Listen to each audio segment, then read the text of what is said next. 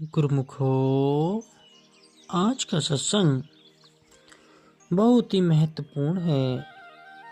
सभी गुरुमुख मन लगाकर सुने। गुरुमुखो, सभी के मन में यह विचार उत्पन्न होता है कि हमारी श्रुति को लगने में क्या क्या रुकावटें आती हैं, यह किसके चलते बाधाएं आती हैं। एक शिष्य अपने गुरुदेव के चरणों में विनय करता है कि गुरुदेव, यह बताने की कृपा करें कि श्रुत को कौन आवागमन के चक्र में ले आता है और कौन इस चक्र से मुक्त करता है, तथा स्थिर श्रुत कौन सी है। तो गुरुदेव ने उसका उत्तर देते हुए बताया कि वासनाएं अथवा कामनाएं ही श्रुत को आवागमन के चक्र में ले आती है और सद्गुरु का बख्शा हुआ शब्द ही उसे मुक्त करता है। सद्गुरु से परिचय होने पर श्रुत स्थिर हो जाती है। परम संत श्री कबीर साहिब जी के उपरोक्त श्री वचनों से यह स्पष्ट हो जाता है कि वासनाएं अथवा कामनाएं ही जीव को बार बार जन्म लेकर संसार में आने को प्रेरित करती है, बाध्य करती है। यदि ये वासनाएं नष्ट हो जाएं, तो जीव आवागमन के चक्र से मुक्त हो जाता है। मनुष्यों का कथन है कि कामनाम हृदय वासः संसार इति कीर्तते तेषां सर्वात्मना नाशो मोक्ष उक्तो मनीषिभिः। अर्थात हृदय में जो कामनाओं का निवास है उसी को संसार कहते हैं और उनका सब तरह से नाश हो जाने को मनीषी जन मोक्ष कहते हैं। जीव अपनी वासनाओं के अनुसार मरने के बाद उस स्थान पर जन्म लेता है जहां वे वासनाएं पूरी हो सके। वासनाएं ही जीव को बार बार इस संसार में लाती है। जब तक संसार की वासनाएं जीव के अंदर सजी हुई विद्यमान रहती हैं, तब तक उन वासनाओं के अधीन हुए श्रुत जन्म मरण के चक्र में फंसी रहती है और उसका इस संसार में आना जाना लगा रहता है। मानव शरीर को महापुरुषों ने मुख्यतः 3 भागों में बांटा है। दोनों नेत्रों के मध्य सहस्त्रदल कमल है। सहस्त्रदल कमल के नीचे के भाग को पिंड देश अथवा माया का देश कहा जाता है, क्योंकि वहां माया का शासन है। नेत्रों से ऊपर शिखा मंडल तक जो प्रदेश है उसे ब्रह्मांड देश कहा जाता है, तथा शिखा मंडल से सिर की गुद्दी तक के प्रदेश को दयाल देश कहा जाता है। श्रुत का निज देश अथवा वास्तविक ठिकाना दयाल देश ही है। यहीं से नीचे उतरकर श्रुत संसार में फैलती है। श्रुत जब निज देश से नीचे उतरती है तो सहस्त्र दल कमल तक वह निर्मल एवं पवित्र रहती है और उससे निर्विकार सुरत कहा जाता है। किंतु जैसे ही वह सहस्त्रदल कमल से होती हुई नीचे की ओर बढ़ती है, अर्थात पिंड देश में प्रवेश करती है, उसमें माया की मिलोनी आरंभ हो जाती है। पिंड देश में प्रवेश करने पर वह 5 ज्ञान इंद्रियों, 5 कामेंद्रियों तथा मन, इन 11 तत्वों से मिल जाती है। इनमें प्रत्येक में 3 गुण सत्व, रज तथा तम का समावेश है। प्रत्येक गुण में 1-1 करोड़ वासनाएं हैं। 11 को 3 करोड़ से गुणा करने पर कुल 33 करोड़ वासनाएं बनती हैं गुरुमुखो। इस प्रकार पिंड देश में उतरने पर सुरत इन 33 करोड़ वासनाओं में आसक्त हो जाती है और इनमें फंसकर आवागमन के चक्र में भ्रमण करती रहती है, घूमती रहती है, भटकती रहती है। अन्य तरीके में यह वासनाएं ही जीव को 84 का चक्र कटवाती हैं गुरु को। अंत समय मन के अंदर जिस वासनाओं की अधिक प्रबलता होती है, अर्थात अंत समय जिस वासनाओं में जीव की सुरत अटकी हुई होती है, उसी के अनुसार ही जीव को अगला जन्म प्राप्त होता है।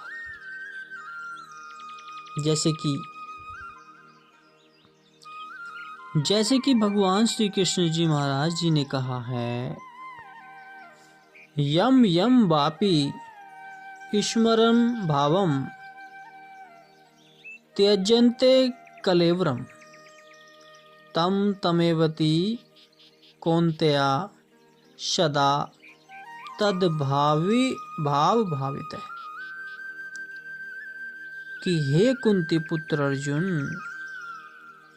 यह मनुष्य अंतकाल में जिस भी भाव को स्मरण याद करता हुआ शरीर का त्याग करता है, उसको ही प्राप्त होता है, वह उसी को ही प्राप्त होता है, क्योंकि वह सदा उसी भाव से भावित रहता है। साधारण शब्दों में कहा जाए गुरुमुखो कि जो मनुष्य मृत्यु के समय जिस चीज को याद करता है, जिस वासनाओं को उत्पन्न करता है, वह उसी में ही जन्म लेता है।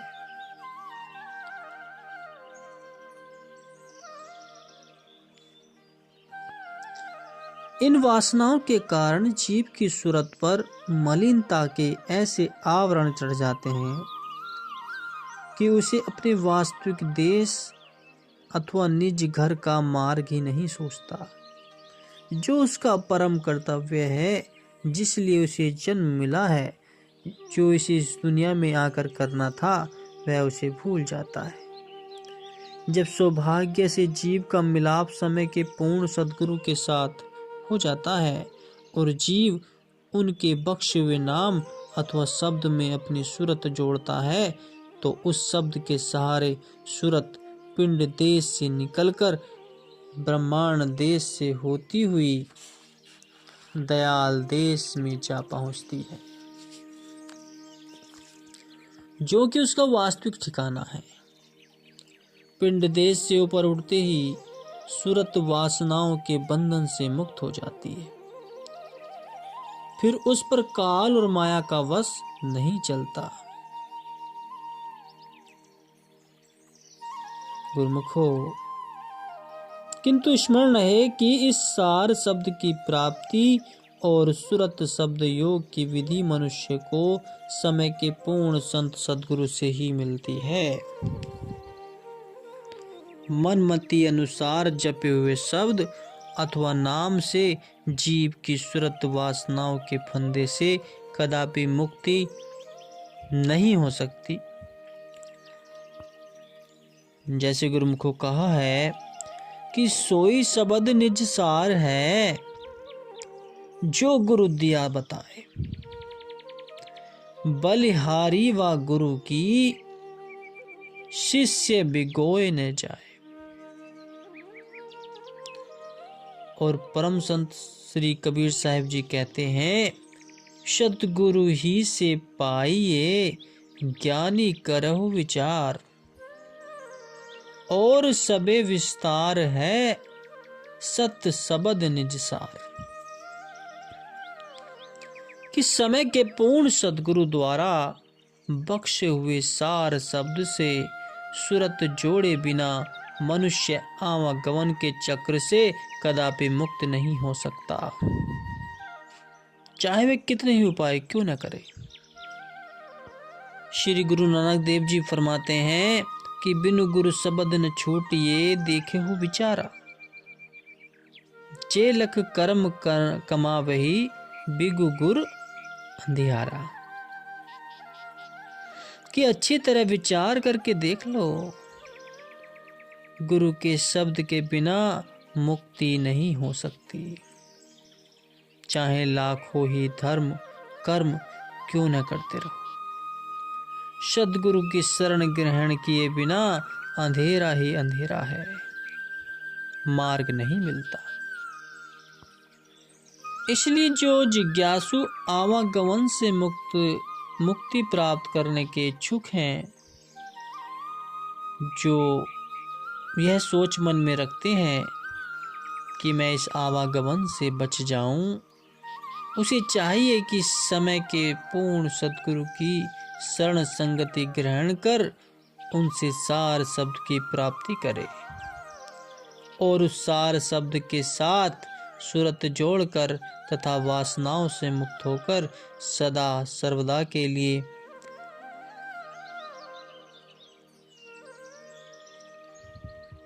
आवागमन के चक्र से छुटकारा प्राप्त कर ले। क्योंकि गुरुमुखो, बिना गुरु के भक्ति करना अंधियारे में भटकना है। बिना गुरु के शब्द को लेना और उसका जाप करना व्यर्थ है। गुरुमुखो, अब मनुष्य को गुरु ने दीक्षा भी दे दी, नाम शब्द भी हमें मिल गया। अब उसे करने में जो कठिनाइयां आती हैं, उस पर विचार करना है। गुरुमुखो, अनन्य कार्यों में चाहे देर हो जाए, परंतु प्रभु के भजन में देर बिल्कुल ना करो। उसमें आलस्य ना करो, उसे जल्दी कर लो, क्योंकि यह मनुष्य जीवन थोड़े ही दिन के लिए है। बड़े प्यार से, बड़ी नम्रता से समझाते हैं कि यह मानव तन रूपी पूंजी निरंतर हाथों से जा रही है, छूटती जा रही है। इसलिए मैं पांव पड़कर विनती करता हूँ कि भजन भक्ति के काम में आलस्य बिल्कुल मत करो। यह शरीर तो एक कांच का महल है, यानी क्षण भंगुर है एवं नश्वर है। एक मिनट में, एक सेकंड में क्या हो जाए, इसका भरोसा नहीं है। इसमें आत्म रूपी पक्षी रहता है। इस शरीर रूपी कांच के महल में इंद्रिय रूपी 10 दरवाजे हैं, जिनमें से निकलकर आत्म रूपी पक्षी उड़ने के लिए हर समय तैयार रहता है। न जाने कब उड़ जाए और शरीर रूपी महल ढह जाए। इसलिए प्रभु की भजन भक्ति में मन लगाओ, इसी में भलाई है। भजन भक्ति के प्रताप से आवागमन का चक्र छूट जाएगा और जन्म मरण के दुखों से मुक्ति मिल जाएगी। गुरुमुख। संत पलटू साहिब जी कथन करते हैं कि इसमें विलंब न करो, अन्यथा फिर से 84 में जाना पड़ेगा। जीवात्मा को यह जो मनुष्य शरीर प्राप्त हुआ है, यह चिरकाल के बाद 84 लाख योनियों में भ्रमने के बाद मिला है। यह अपने अंश परमात्मा से मिलने के लिए एक सुनहरी अवसर जीव के हाथ लगा है। सद्गुरु श्री अर्जुन देव जी महाराज कहते हैं कि हे मनुष्य, तू कितने ही जन्मों में कीड़ा पतंगा बनता रहा, कितने ही जन्मों में हाथी मछली हिरण बनता रहा, कितने ही जन्मों में पक्षी और सांप बना, कितने ही जन्मों में तुझे घोड़े और बैल का शरीर मिला, कितनों ही जन्मों में तुझे पत्थर चट्टान बनना पड़ा, कितने ही जन्मों में गर्भ में ही तेरा शरीरांत यानी मृत्यु हो गई, कितने ही जन्मों में तू वृक्ष बनकर पैदा हुआ और इस प्रकार तू दीर्घ काल तक 84 लाख योनियों में भ्रमण करता रहा, घूमता रहा, भटकता रहा। चिरकाल के उपरांत अब तुझे यह मनुष्य, बहुत समय के बाद ये तुझे मनुष्य जन्म मिला है। अब इसमें परमात्मा से मिलने का यत्न कर, उस परम पिता से मिलने का कार्य कर, क्योंकि यह जन्म ही परमात्मा से मिलने का अवसर है।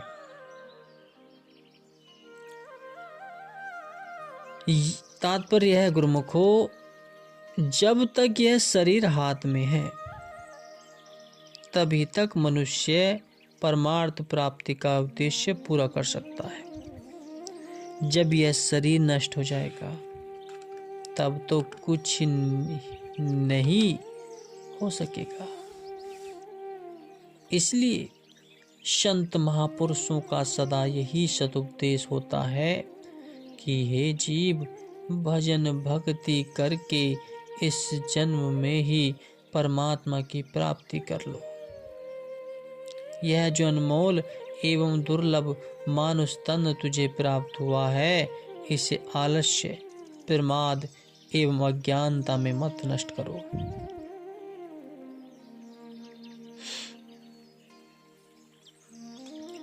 आम संसारी मनुष्य जिन्हें सत्पुरुषों संतों की संगति प्राप्त नहीं हुई, उन्हें तो खैर अपने जीवन के वास्तविक उद्देश्य का पता ही नहीं है,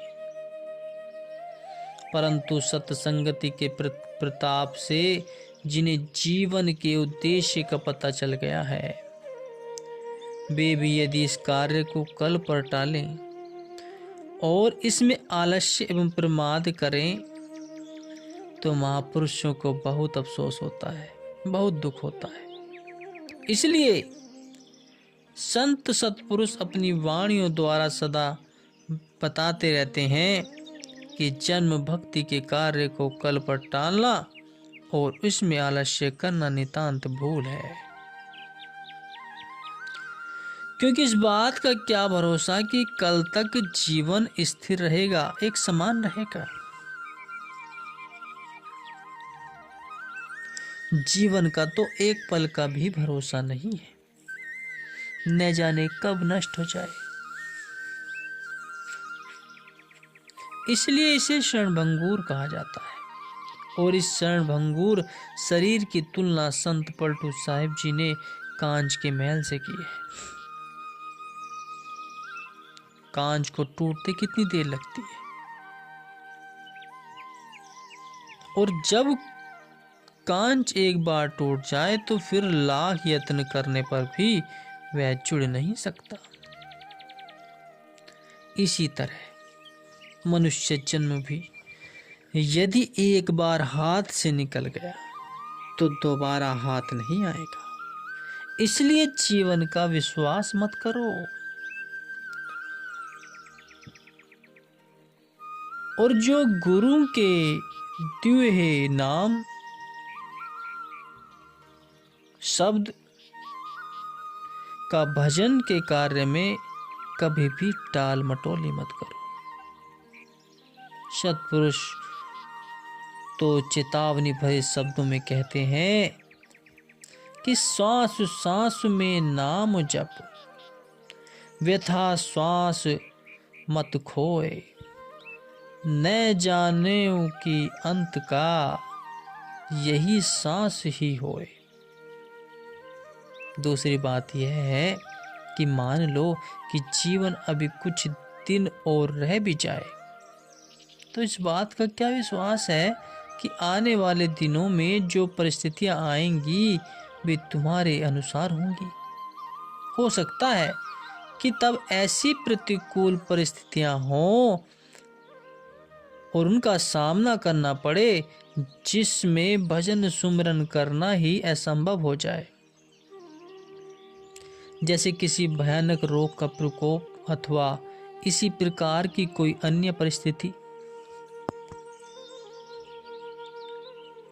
इसलिए संत सत्पुरुषों का कहना है कि आज जबकि हर तरह से परिस्थितियां तुम्हारे अनुसार हैं, तुम्हारे अनुकूल हैं, तो फिर आज से अपितु अभी से इसी समय से